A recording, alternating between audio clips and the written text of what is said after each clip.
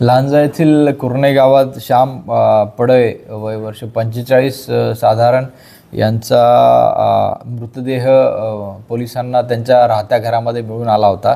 त्यासंबंधी पोलिसांनी पुढील चौकशी केली असता असं माहिती प्रथमदर्शनी समोर आलेली आहे की आरोपी नंदकुमार पांचाळ वय वर्ष साधारण 25 हे आणि मयत श्याम पडळे हे दोघेजण मित्र होते आणि एकसाथ मजुरीचे कामं करायचे।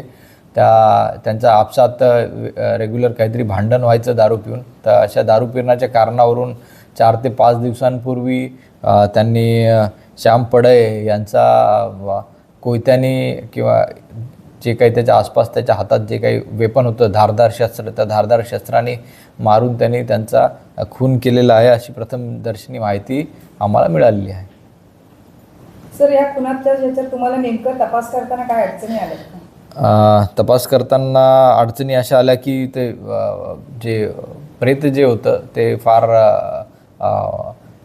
सडलेल्या अवस्थेत मिळालं होतं आम्हाला। त्यामुळे इनिशियली अंदाज घ्यायला अवघड होतं, पण मागचा दरवाजा पण तुटलेला होता, त्यामुळं आमचा संशय थोडा बळावला आणि पुढे पोलिसांनी आसपासच्या एरियामध्ये लोकांकडे चौकशी केली असता आरोपींनी हे आम्हाला कबुली दिलेली आहे। पण खून करण्याचं कारण काय असावं? आरोपीकडून चौकशी करताना अशी माहिती मिळाली की दोघांमध्ये बाचाबाची झाली होती, शिवीगाळ झाली होती, त्याच्या रागातून त्यांनी तो खून केलेला आहे।